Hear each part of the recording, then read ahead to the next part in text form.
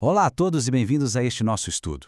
Hoje a gente vai mergulhar direto nos símbolos proféticos profundos de Apocalipse 11. É um texto simplesmente fascinante, cheio de mensagens cruciais sobre fé, perseverança e o triunfo absoluto da verdade. Nossa missão aqui é decodificar tudo isso juntos, transformando conceitos que parecem complexos em algo totalmente claro, aplicável e fácil de guardar. Vamos lá? Para dar uma ideia do nosso trajeto de hoje, vamos passar por 5 pontos principais: a medição do templo de Deus, as duas testemunhas fiéis, o triunfo da palavra, o momento em que a sétima trombeta soa e, para fechar de forma especial, um apelo e uma oração. Certo? Vamos ao que interessa. Ponto número 1. Medindo o templo de Deus, que é um verdadeiro chamado à pureza espiritual. Olha só, quando a profecia fala em medir, nós não estamos falando de pegar uma fita métrica e calcular as dimensões de um prédio físico. Não é nada disso. Esse ato de medir é, na verdade, um símbolo poderoso para avaliar e julgar, apontando direto lá para o santuário celestial. É literalmente um processo divino de restauração e preparação. O que está acontecendo aqui é Deus conduzindo um juízo investigativo para preparar o seu povo para as provas finais, garantindo que o caráter de todos esteja alinhadíssimo com a vontade divina. E o que é bem interessante aqui é o contraste profundo que o texto apresenta. A instrução clara foi para medir o santuário interior, mas deixar de fora o átrio exterior. Por que isso? Bom, o santuário interior representa o ministério de intercessão de Cristo lá no céu e o juízo espiritual sobre o seu povo.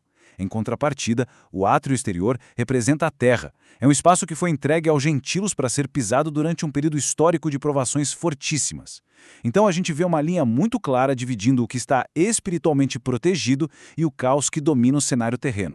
Para a gente realmente captar o significado dessa medição, precisamos focar em 3 elementos-chave. Primeiro, o templo em si, que é o santuário no céu.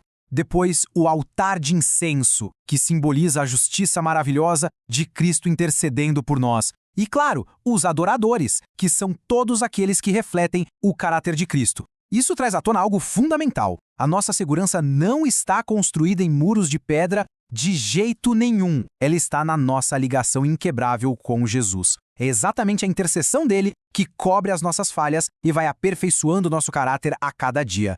Seguindo em frente, chegamos ao ponto 2, as duas testemunhas fiéis, que representam a luz das Escrituras. O relato bíblico avança e nos apresenta duas testemunhas misteriosas. E aqui vai um detalhe muito importante. Elas não são duas pessoas físicas caminhando pelas ruas de Jerusalém, certo? Elas são, na verdade, a eterna e viva Palavra de Deus. Elas representam o Antigo e o Novo Testamento. Juntos, formam esse testemunho totalmente unificado que revela a lei de Deus, conta a história do imenso plano da salvação e ilumina o mundo com a verdade, desde aquelas profecias mais antigas até o Evangelho puro de Jesus Cristo. Agora, o ponto crucial de entender é a condição em que essas testemunhas se encontram. A profecia nos diz que elas profetizaram vestidas de pano de saco, que era um símbolo clássico de luto na época. Isso aponta para um período longuíssimo, de 1260 anos, onde a verdade bíblica foi duramente suprimida por tradições humanas. Mas, por outro lado, elas também são chamadas de candeeiros. Isso porque, mesmo cercadas de trevas e de muita perseguição, as Escrituras sobreviveram. Elas foram continuamente capacitadas pelo Espírito Santo para continuar espalhando essa luz espiritual ininterrupta para a humanidade. É algo simplesmente maravilhoso. E quando a gente olha para o alinhamento dos períodos proféticos na Bíblia, é de tirar o fôlego. Não importa se o texto chama de 3 tempos e meio, de 42 meses ou de 1260 dias. Todas essas expressões matemáticas apontam rigorosamente para a mesma janela histórica. Estamos falando daquele longo período da supremacia papal, que foi lá do ano 538 até 1798 d.C. Foi justamente durante esse inverno espiritual tão severo que as duas testemunhas tiveram que profetizarem o luto. E assim chegamos ao ponto 3, o triunfo da palavra, suprimida porém exaltada. Aqui o texto descreve um momento dramático em que uma besta sobe do abismo para fazer guerra contra as testemunhas. Esse símbolo representa as forças de Satanás agindo através de governos humanos. E, historicamente, a gente identifica isso de forma muito clara com o surgimento do ateísmo promovido pelo Estado durante a Primeira República Francesa, bem naquela fase sombria que ficou conhecida como o Reino de Terror. Foi uma época intensíssima em que uma nação inteira declarou legalmente que Deus não existia, transformando a sociedade em algo que a profecia descreve espiritualmente como Sodoma e Egito. A precisão da profecia aqui é simplesmente brilhante. A Bíblia previu com exatidão que as testemunhas ficariam mortas nas ruas por 3 dias e meio proféticos, o que na linguagem profética equivale a 3 anos e meio literais. Veja só, em novembro de 1793, a religião foi abolida e as Bíblias foram atiradas ao fogo na França. E aí, exatos 3 anos e meio depois, em junho de 1797, essas restrições caíram por terra. O resultado, uma ressurreição espiritual impressionante. A partir de 1804, vimos uma explosão das sociedades bíblicas no mundo todo. O livro que tentaram destruir acabou se tornando o mais lido de toda a história humana. O capítulo também menciona, de forma muito específica, um grande terremoto onde a 10ª parte da cidade ruiu. Esse simbolismo do número 10 refere-se à França como sendo uma das 10 nações originais que dividiram o antigo Império Romano.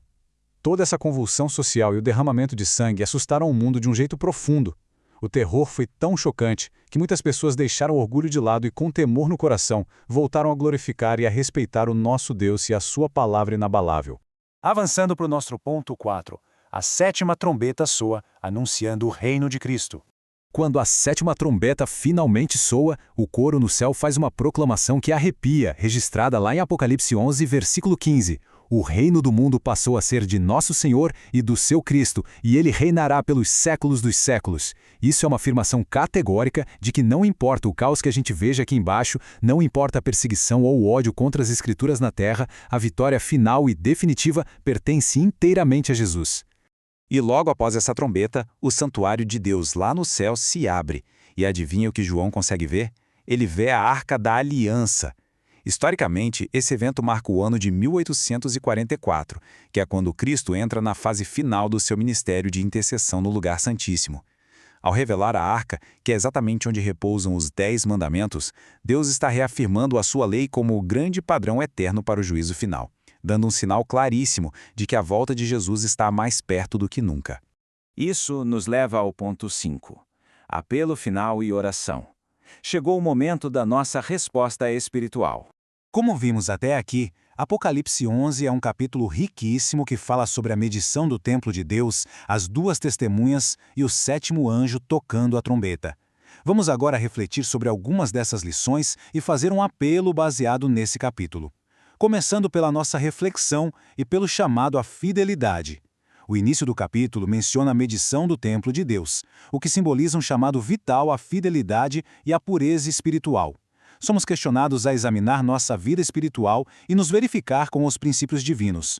Em seguida, temos o chamado para um testemunho corajoso. As 2 testemunhas representam aqueles que proclamam a verdade de Deus, mesmo diante da oposição. Somos chamados a ser testemunhas sinceras, compartilhando o amor e a verdade de Deus em todas as situações. E chegamos ao reino de Cristo.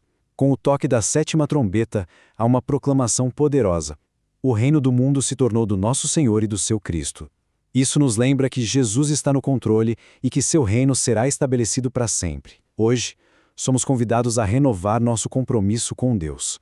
Que possamos ser fiéis como as 2 testemunhas, proclamando sua verdade com coragem e amor. Vamos permitir que Jesus reine em nosso coração, vivendo diariamente na esperança do seu reino eterno. Que tal dedicar um momento agora para orar e pedir a Deus força e sabedoria para sermos suas testemunhas fiéis?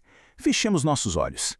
Querido Deus, ao refletirmos sobre Apocalipse 11, pedimos que nos ajude a ser fiel e corajoso em nosso testemunho, assim como as 2 testemunhas que proclamaram tua verdade diante das adversidades. Que possamos sempre lembrar que tu estás no controle e que o teu reino será estabelecido para sempre. Senhor, fortalece nossa fé e guia nossos passos, para que possamos viver de acordo com teus princípios e ser instrumentos do teu amor neste mundo. Em nome de Jesus, amém. Amém. Se esse mergulho nas Escrituras tocou os corações, pedimos com muito carinho que compartilhem este estudo com outras pessoas. Vamos espalhar e multiplicar essa mensagem de esperança juntos.